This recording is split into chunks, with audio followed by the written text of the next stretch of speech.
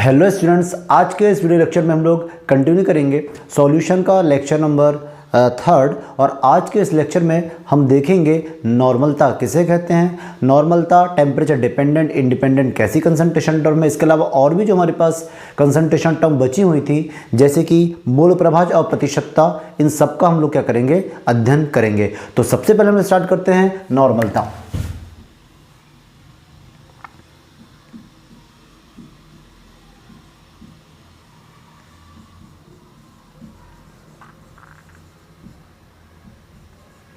तो बेटा नॉर्मलता किसे कहते हैं? 1 लीटर या प्रति लीटर विलियन उपस्थित विलेय के ग्राम तुल्यांकों की संख्या उस विलेयन की क्या कहलाती है, नॉर्मलता कहलाती है। इसे हम लोग किससे रिप्रेजेंट करते हैं बच्चों, कैपिटल एन से। और प्रति लीटर विलियन उपस्थित विलेय के मूल ग्राम तुल्यांकों की संख्या, तो क्या हो जाएगा आपका विलेय के ग्राम तुल्यांक, विलेय के ग्राम तुल्यांक और बटे में हो जाएगा आपका विलियन का लीटर में आयतन, विलियन का लीटर में आयतन। अगर हम बात करते हैं ग्राम तुल्यांक को, तो ग्राम तुल्यांक को मैं रिप्रेजेंट करूंगा जीई से। किससे रिप्रेजेंट करूंगा, जीई से। चूंकि आपका विलेय है तो आपका हो जाएगा जीई और यहाँ ब्रैकेट में हो जाएगा, हमने शुरू से विलेय को बी माना है, विलायक को ए माना है बच्चों, तो आपका ग्राम इक्विवेलेंट ऑफ बी हो जाएगा। और विलियन का लीटर में आयतन, तो आपका वॉल्यूम आयतन आपका किस में हो जाएगा, आपका लीटर में हो जाएगा। तो इस प्रकार नॉर्मलता बराबर आपका हो गया gram equivalent of B upon solution जो है आपका वो लीटर में होगा। अब हम यहाँ पर बात करते हैं, अगर आपके पास आयतन ग्राम इक्विवेलेंट तो ठीक है, लेकिन यदि आपको विलियन का आयतन मिलीलीटर में दिया गया हो तो हम इसको लीटर में परिवर्तित करेंगे। तो मिलीलीटर में 1000 का हम डिवाइड कर देंगे बच्चों, तो ये आपका हो जाएगा क्या, 1000। अब हम यहाँ पर ग्राम तुल्यांक की बात करते हैं, तो ग्राम तुल्यांक बराबर क्या होता है, ग्राम में मात्रा बटे उसका तुल्यांकी भार। ग्राम इक्विवेलेंट या ग्राम तुल्यांक बराबर क्या होता है, पदार्थ की ग्राम में मात्रा बटे उसका तुल्यांकी भार। क्योंकि हम यहाँ पर विलेय की बात कर रहे हैं तो विलेय आपका बी है, तो यहाँ पर आपका हो जाएगा नॉर्मलता बराबर ग्राम इक्विवेलेंट ऑफ बी। तो ग्राम इक्विवेलेंट या ग्राम तुल्यांक के स्थान पर मैं डब्ल्यू अपॉन ई रखूंगा। चूंकि मैं बी की बात कर रहा हूँ तो डब्ल्यू बी अपॉन क्या हो जाएगा आपका ई बी, और फॉर्मूले में तो हमारा वी एम एल अपॉन 1000 होगा ही।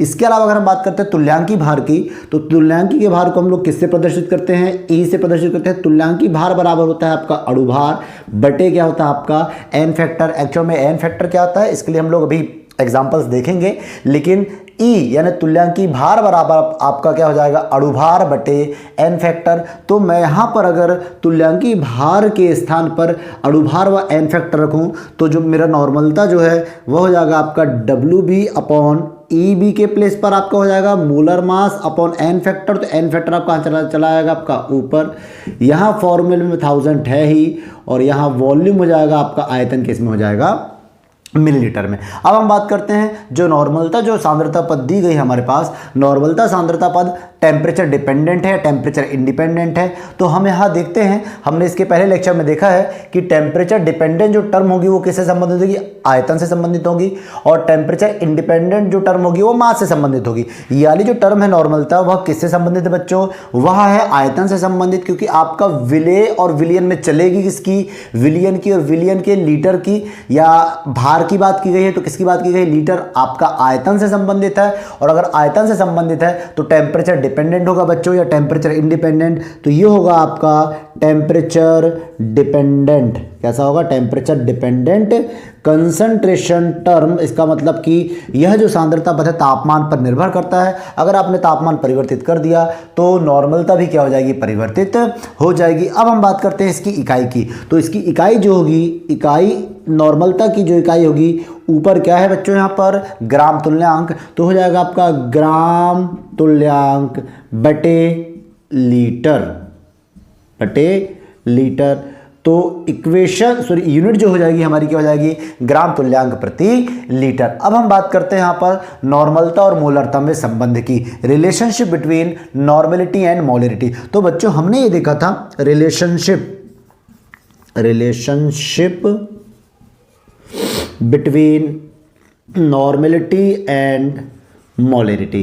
तो बच्चों हमने ये देखा है कि नॉर्मलता बराबर हमारा क्या आ रहा है, WB/MB 1000 इंटू आपका है बच्चों n फैक्टर, और यहाँ पर आपका क्या है VmL। हम जानते हैं बच्चों मोलरता बराबर क्या होता है, WB/MB इंटू आपका यहाँ पर 1000 है। इसके अलावा यहाँ पर क्या है आपका वॉल्यूम किस में है, मिलीलीटर में है। क्या बच्चों मैं इसके स्थान पर मैं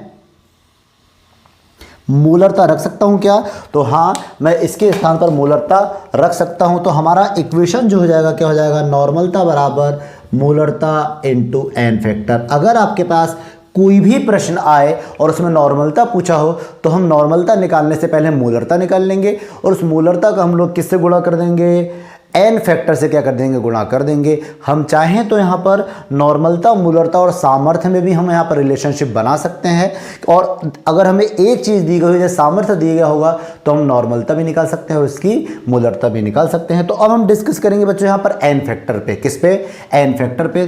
तो n फैक्टर की अगर हम बात करते हैं तो n फैक्टर जो है वो अलग अलग, जैसे एसिड के लिए n फैक्टर बेस के लिए अलग होगा, तो हम अलग अलग n फैक्टर देखेंगे। सबसे पहले हम लोग n फैक्टर देखेंगे किसके लिए बच्चों, एसिड के लिए। किसके लिए देखेंगे, एसिड के लिए। हम जानते हैं कि एसिड वो होते हैं जो क्या देते हैं आपको H+ आयन प्रदान करते हैं। तो आपको जो एसिड आपको जितने H+ आयन प्रदान करेगा, H+ आयन जितनी संख्या में प्रदान करेगा, जितनी संख्या में प्रदान करेगा वह, या H+ आयन की संख्या जितनी होगी उतना ही उसका क्या होगा बच्चों, n फैक्टर होगा। जैसे अगर मैं बात करता हूँ HCl हाइड्रोक्लोरिक अम्ल, यह मुझे क्या देगा बच्चों, H+ और Cl-, इसका जो n फैक्टर होगा वो कितना होगा, 1 होगा। अगर मैं H2SO4 सल्फ्यूरिक अम्ल की बात करूँ तो ये हो जाएगा आपका 2H+ और SO4 2-, चूँकि सल्फ्यूरिक अम्ल हमें 2 H+ आयन प्रदान कर रहा है बच्चों, इसलिए n फैक्टर बराबर आपका क्या हो जाएगा, 2 हो जाएगा।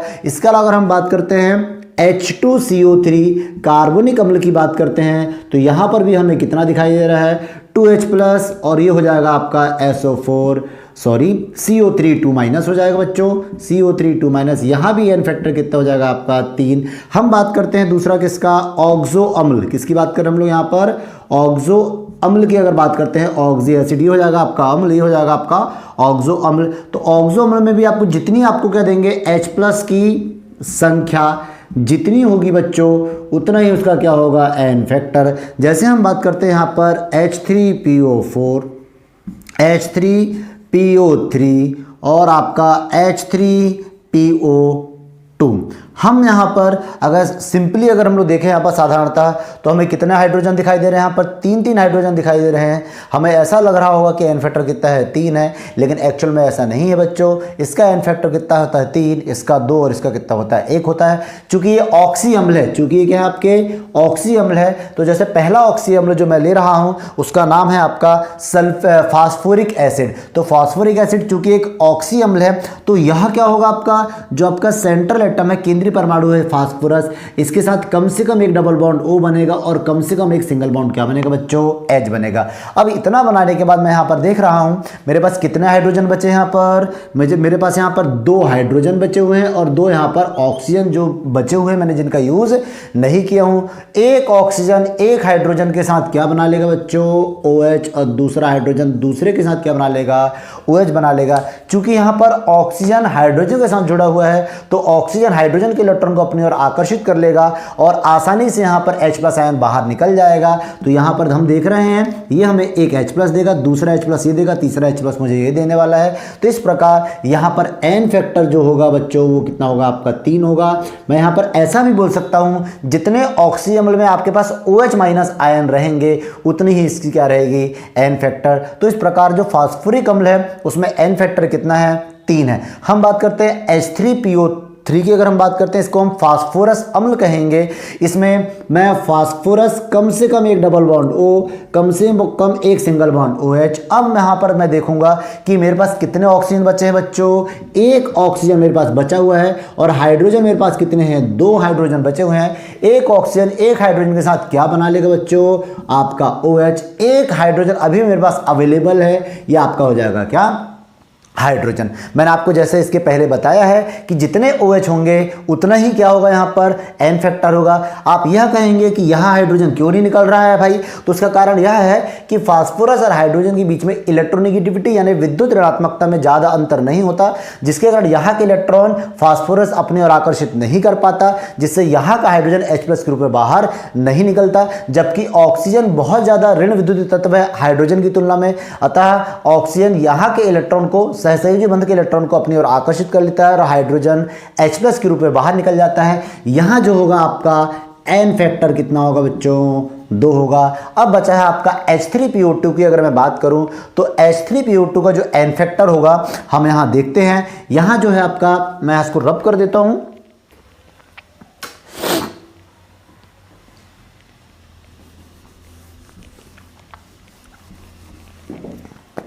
H3PO2, तो चूंकि ये आपका ऑक्सी अम्ल है तो ये हो जाएगा आपका फास्फोरस, कम से कम डबल बॉन्ड और कम से कम एक सिंगल बॉन्ड OH।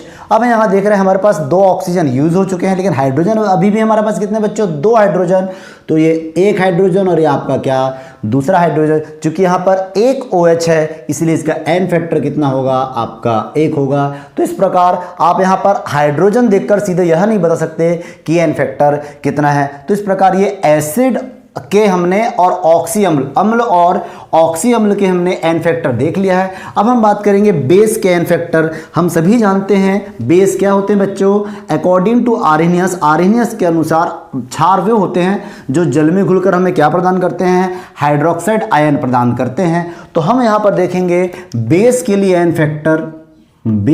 फैक्टर, तो जितने हमें क्या मिलने वाले हैं,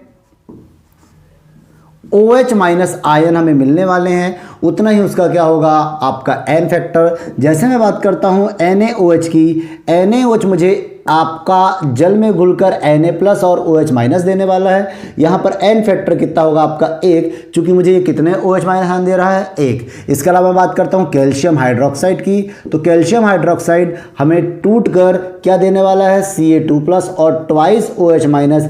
चूंकि हमें ये 2 हाइड्रोक्साइड आयन अवेलेबल करा रहा है इसलिए n फैक्टर कितना होगा, 2 होगा। इसके अलावा अगर बात करता हूँ एल्यूमिनियम हाइड्रोक्साइड की, तो यह मुझे Al3+ व 3 OH माइनस प्रदान कराएगा। यहाँ पर इसका n फैक्टर कितना होगा बच्चों, 3 होगा। तो इस प्रकार जो क्षार की अगर हम बात करते हैं तो क्षार जितना आपका OH माइनस या हाइड्रोक्साइड आयन प्रदान करेगा उतना ही उसका क्या होगा बच्चों, n फैक्टर होगा। इसके बाद हम बात करते हैं किसी न्यूट्रलाइजेशन रिएक्शन की, जैसे कि किसी न्यूट्रलाइजेशन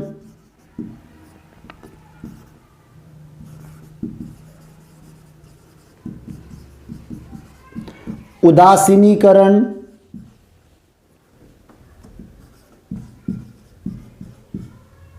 अभिक्रिया की।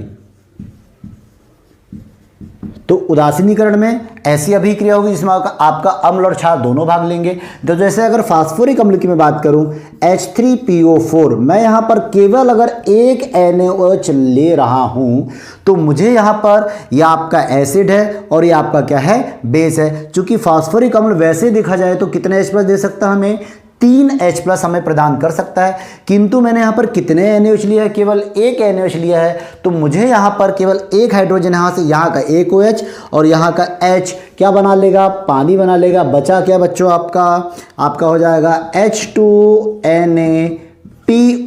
क्या हो जाएगा बच्चों आपका यहाँ पर 4 हो जाएगा। तो यहां पर हम देख रहे हैं वैसे तो फास्फोरिक अम्ल में n फैक्टर 3 होता है, वो हमें 3 H+ आयन प्रदान कराता है, किंतु अगर हम बात करें यहां पर, इसको मैं 3 ले लेता हूं, H3PO3 में ले लेता हूं, यह आपका हो जाएगा आपका NaOH। यहां मुझे क्या प्रदान करेगा, 2, और ये मुझे प्रदान करेगा क्या, H2NaPO3। मैं यहां पर देख रहा हूं कि यहाँ पर वैसे मुझे कितने H+ दे सकता है, मुझे यहाँ पर इसका n फैक्टर यहाँ पर कितना, ये इसका n फैक्टर कितना होगा, 2 होगा। क्योंकि मैंने देखा था H3PO3 का n फैक्टर कितना था अपना, 2 था। H3PO4 का n फैक्टर कितना था, 4 था। मैं एक काम करता हूँ, इसको 4 ही ले लेता हूँ, यहाँ पर 4 हो जाएगा, यहाँ पर भी आपका क्या हो जाएगा, 4 हो जाएगा। वाटर का एक मॉलिक्यूल बाहर निकल जाएगा। तो यहाँ पर जो n फैक्टर होगा वो कितना होगा हमारा, 1 होगा। n फैक्टर कितना होगा, 1 होगा, क्योंकि वह यहाँ पर मैं देख रहा हूँ n फैक्टर कितना बच्चों, 3 है। किंतु यहाँ पर उदासीनीकरण की अभिक्रिया में कितने H+ यहाँ से बाहर निकल रहे हैं, तो केवल कितने H+ बाहर निकल रहे हैं, देखिए 1 निकल रहा है, इसलिए एन फैक्टर कितना बच्चों 3। अगर मैं यहाँ पर 3 NaOH लिया रहा होता तो एन फैक्टर कितना हो जाता 3, क्योंकि सोडियम हाइड्रोक्साइड जो है उसके कितने वाटर बाहर निकाल देता 3 वाटर, यानी इतने से कितने H+ निकलते हैं 3 H+ यहाँ से निकलते। लेकिन इस अभिक्रिया में, इस उदासीनीकरण अभिक्रिया में केवल 1 H+ बाहर निकल रहा है, भले ही इसका एन फैक्टर 3 हो, किंतु यहाँ पर 1 H+ बाहर निकल रहा है उदासीनीकरण अभिक्रिया में। तो यहाँ पर उदासीनीकरण अभिक्रिया के दौरान जितने H+ बाहर निकल रहे हैं उतना उसका क्या होगा एन फैक्टर होगा। तो एन फैक्टर 3 ना होकर इस अभिक्रिया के लिए इसका एन फैक्टर कितना होगा बच्चों, यहाँ पर 1 होगा। यदि मैं 2 सोडियम हाइड्रोक्साइड लिया होता तो 2 वाटर के मॉलिक्यूल बाहर निकल रहे होते, यानी यहाँ से 2 हाइड्रोजन बाहर निकल जाते, तो एन फैक्टर कितना हो जाता आपका 2 हो जाता। अब हम बात करेंगे नेक्स्ट आपका रिडॉक्स रिएक्शन की। किसकी बात करेंगे, रिडॉक्स रिएक्शन के लिए एन फैक्टर की हम बात करेंगे। तो रिडॉक्स अभिक्रियाओं के लिए एन फैक्टर की अगर हम बात करते हैं तो रिडॉक्स रिएक्शन में जितने इलेक्ट्रॉन भाग लेंगे उसका क्या होगा एन फैक्टर होगा। जैसे यहाँ पर हम देखते हैं जिंक आपका है, ये Cu2+ के साथ मिलकर मुझे क्या दे रहा है Zn2+, और आपको क्या दे रहा है Cu सॉलिड दे रहा है। मैं यहाँ पर देख रहा हूँ ऑक्सीकरण संख्या में कितने का परिवर्तन हो रहा है बच्चों, यहाँ पर 2 का परिवर्तन। यहाँ पर भी आप कॉपर में देखेंगे तो कितने का परिवर्तन हो रहा है आपका, यहाँ पर 2 का परिवर्तन हो रहा है। इसलिए यहाँ पर जो एन फैक्टर होगा बच्चों वो कितना होगा आपका, एन फैक्टर बराबर कितना होगा आपका यहाँ पर 2 होगा। ऑक्सीकरण या अपचयन, ऑक्सीकरण और नहीं, ऑक्सीकरण या अपचयन में जितने भी इलेक्ट्रॉन का आपका पार्टिसिपेशन है उतना उसका क्या हो जाएगा बच्चों एन फैक्टर हो जाएगा। ये बहुत ही इंपॉर्टेंट है आपका KMnO4 जो आपका पोटेशियम परमैंगनेट है, इसे लाल दवा भी कहते हैं। इसका जो अणुभार है, इसका जो मोलर मास है वो कितना होता है बच्चों, इसका मोलर मास होता है 158 होता है।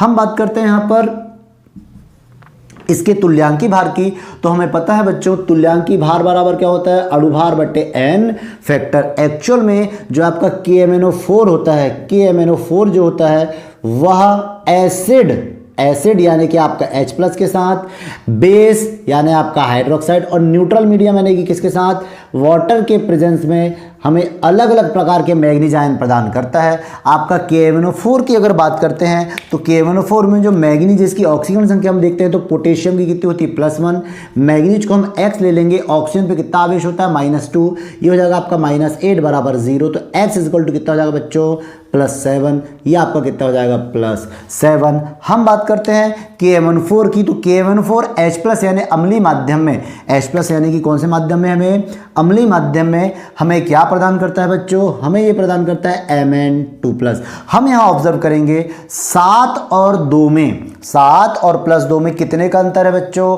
5 का अंतर है। यानी एसिडिक मीडियम में, अम्लीय माध्यम में एन फैक्टर कितना होगा बच्चों यहाँ पर 5, कितना होगा 5। हम बात करते हैं क्षारीय माध्यम की। क्षारीय माध्यम में आपका Mn+7 यानी KMnO4 का Mn+7 ये हमें क्या देता है, आप Mn+6 प्रदान करता है। 7 और 6 के बीच में कितने का अंतर है बच्चों, 1 का।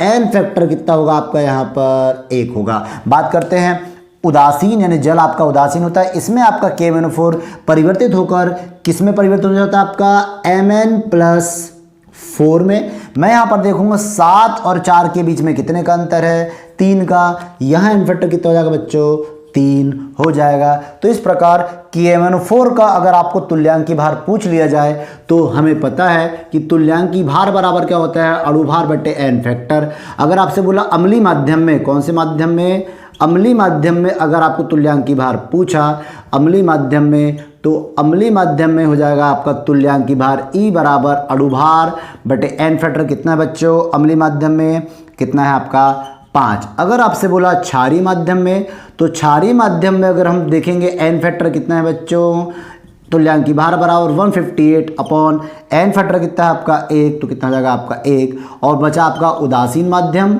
तो उदासीन माध्यम में आपका तुल्यांकी भार हो जाएगा आपका 158 अपॉन कितना हो जाएगा आपका 3। तो ये कंपटीशन एग्जाम में बहुत ज़्यादा पूछा जाता है कि KMnO4 का तुल्यांकी भार अलग अलग माध्यम में कितना होता है या फिर क्या होता है। अब हम बात करेंगे नॉर्मलता, यहाँ पर हमारा समाप्त हुआ। हमने यहाँ पर नॉर्मलता में और मोलरता में रिलेशनशिप देखा और एन फैक्टर की यहाँ पर क्या स्टडी की। आपको ये ध्यान देना बच्चों कि आपको अगर नॉर्मलता प्रश्न में पूछा गया है तो सबसे पहले आप मोलरता निकाल लें और डायरेक्ट आप एन फैक्टर का क्या कर दें, मल्टीप्लाई कर दें, तो नॉर्मलता आपकी निकल आएगी। अब हम बेटा अगला कंसंट्रेशन टर्म की स्टडी करेंगे और और अगला कंसंट्रेशन टर्म जो है वह आपका क्या है बच्चों, मोल प्रभाज, या इसी को हम लोग क्या बोलते हैं, मोल फ्रैक्शन।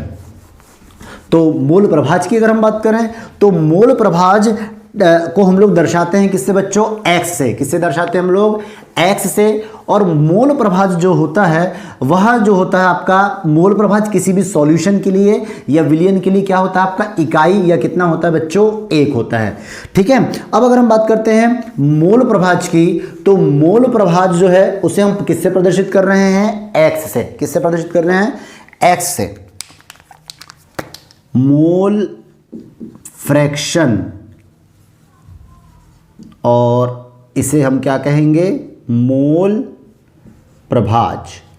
किससे दर्शाते हैं बच्चों इसको, एक्स से। किससे दर्शाते हैं इसको, एक्स से। अब अगर मैं बात करता हूं मोल फ्रैक्शन किसी द्विअंगी विलयन के लिए, किसके लिए बच्चों, द्विअंगी विलयन के लिए, तो द्विअंगी विलयन का मतलब इसमें कितने घटक होंगे, 2 ही घटक, ए और बी।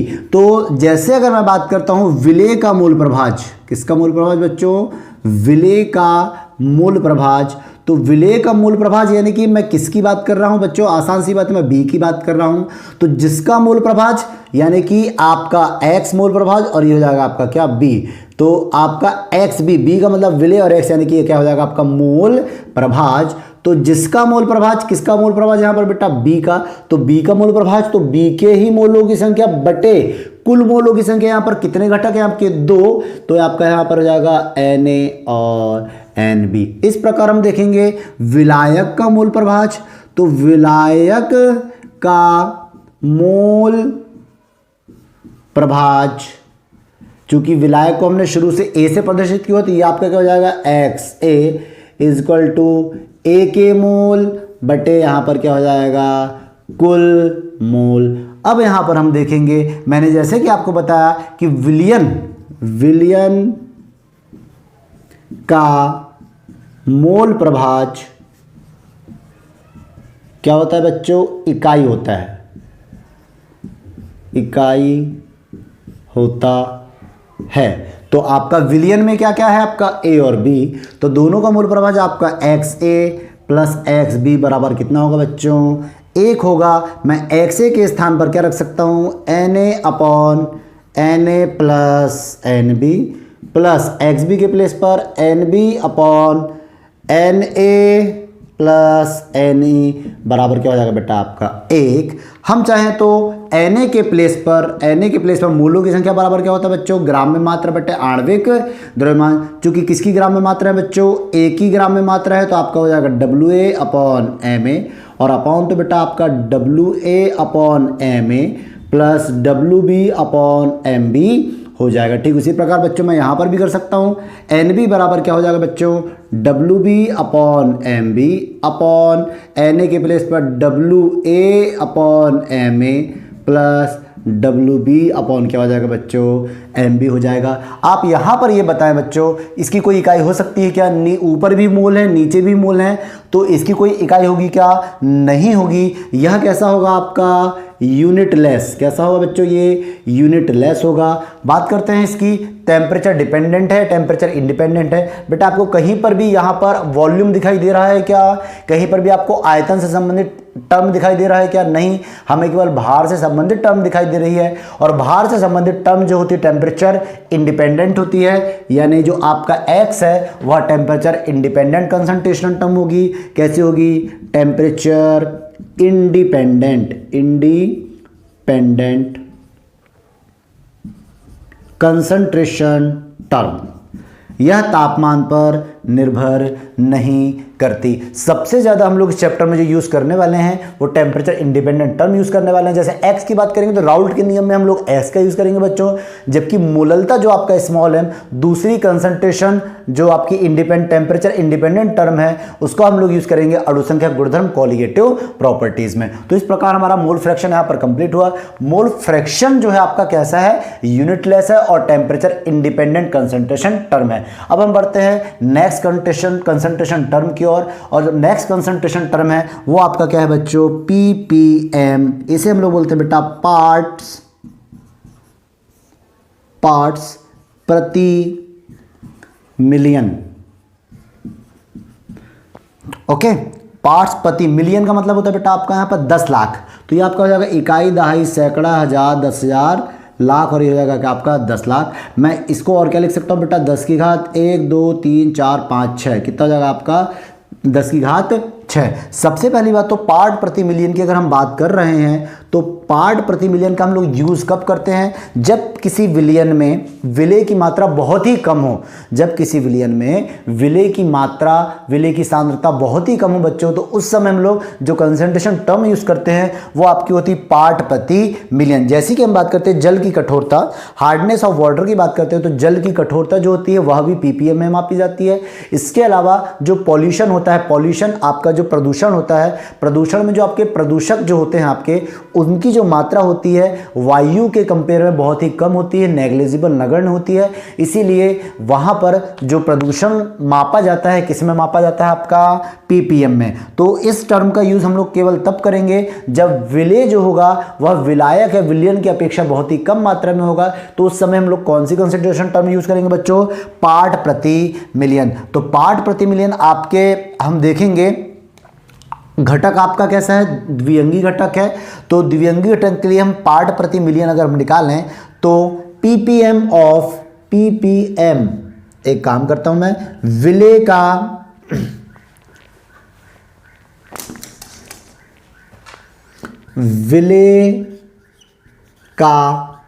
ppm।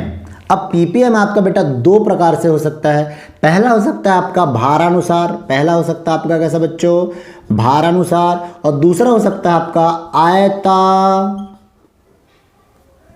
आयतानुसार। एक आपका भारानुसार होगा और एक कैसा होगा बच्चा आपका आयतानुसार। भारानुसार यानी आपका वेट रहेगा, तो भारानुसार आपका विलेय का ppm ऑफ b, अगर इसकी हम बात कर रहे हैं तो b का ppm बराबर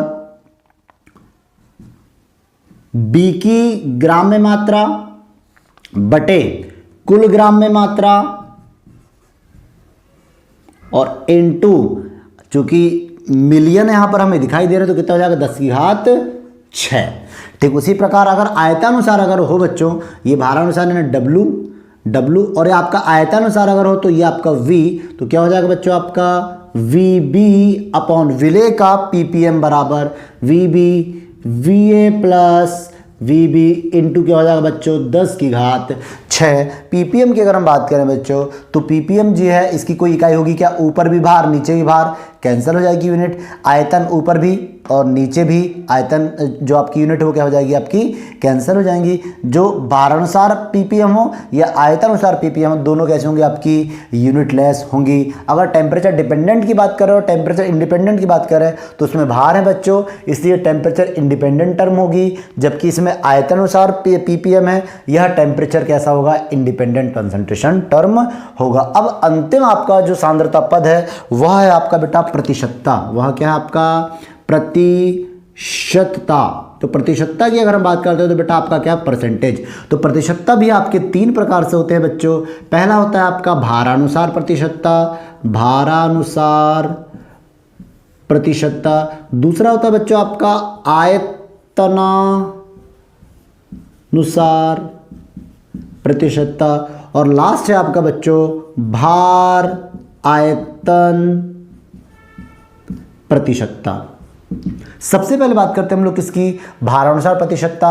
अगर आपको प्रश्न में केवल प्रतिशतता दी गई है, कुछ इंडिकेट नहीं किया है आयतानुसार या भार आयतानुसार, तो आपको उस प्रतिशतता को भारानुसार प्रतिशतता ही मानना है। और अगर आपको डायरेक्ट आपको दे दिया है जैसे NaCl की या किसी भी कंपाउंड में आपको प्रतिशतता की बात कर दी गई तो आपको भारानुसार तो मानना ही है। और विलेय और विलायक में किसकी मानना है बच्चों, विलेय की मानना है। तो हमने शुरू से विलेय को क्या माना है, B माना हुआ है। तो यहाँ पर भारानुसार प्रतिशतता किसकी, B की। क्या हो जाएगा बच्चों आपका प्रतिशतता बराबर B का भार बटे कुल भार और इनटू क्या हो जाएगा बच्चा आपका 100। अगर बात करते हैं आयतानुसार प्रतिशतता की, तो आयतानुसार प्रतिशतता में हम देखते हैं तो यहाँ पर आयतन यानी कि वॉल्यूम की बात हो रही है, तो किसी यहाँ पर विलेय की आयतानुसार प्रतिशतता निकालेंगे, विलायक की तो विलेय की निकालेंगे। तो यहाँ पर विलेय की आयतानुसार प्रतिशतता बराबर VB और कुल आयतन आपका विलियन का और इनटू क्या हो जाएगा बच्चों आपका 100। ये भी आपका यूनिटलेस होगा क्योंकि ऊपर भी भार है और नीचे भी भार है, अंश और हर दोनों में आपका भार है, तो ये यूनिटलेस। ये भी आपका कैसा हो जाएगा बच्चों, यूनिटलेस। भार आयतन प्रतिशतता की बात करते हैं तो इसको हम लोग यहाँ पर W परसेंटेज से प्रदर्शित कर सकते हैं, इसको हम लोग V परसेंटेज से प्रदर्शित कर सकते हैं, और भार आयतन की बात करते हैं तो इसे हम लोग W/V प्रतिशतता से प्रदर्शित करते हैं। इसके अलावा यह जो भार आयतन प्रतिशतता है यह कहाँ यूज की जाती है, फार्मेसी में, दवाइयों में यूज की जाती है। फार्मेसी में दवाइयों के संगठन को, सांद्रता को प्रदर्शित करने के लिए भार आयतन प्रतिशतता W/V क्या की जाती है, प्रदर्शित, इससे प्रदर्शित किया जाता है। यहाँ पर भार आयतन प्रतिशतता बराबर क्या हो जाएगा बेटा आपका, विलेय का भार बटे विलियन का कुल आयतन, और ये हो जाएगा आपका इनटू क्या हो जाएगा बेटा आपका 100। तो इन तीनों में सबसे ज़्यादा जो यूज़फुल है आपका मेडिसिन फार्मेसी में, तो कौन सी टर्म यूज़ की जाती है, आपकी भार आयतन प्रतिशतता यूज़ की जाती है। भार आयतन प्रतिशतता में ये आपका टेम्परेचर कैसा हो जाएगा बच्चों, भार है तो इंडिपेंडेंट, ये कैसा हो जाएगा, टेम्परेचर डिपेंडेंट। यहाँ पर मैं बात करूँ, यहाँ भार भी है और आयतन भी, लेकिन विलियन के रूप में क्या बेटा आपका यहाँ पर आयतन, विलियन का चूंकि आयतन है इसलिए ये भी कैसा हो जाएगा आपका टेम्परेचर डिपेंडेंट कंसंट्रेशन टर्म हो जाएगा। तो इस प्रकार हमने अभी तक सारी कंसंट्रेशन टर्म को कंप्लीट कर लिया है। अब आगे के लेक्चर में हम 5 से 10 क्वेश्चन इन्हीं के कंसंट्रेशन टर्म के न्यूमेरिकल को सॉल्व करेंगे। तो टिल देन बेटा bye bye all of you. आप लगातार पढ़ाई करते रहे और नोट्स भी प्रॉपर बनाते रहें।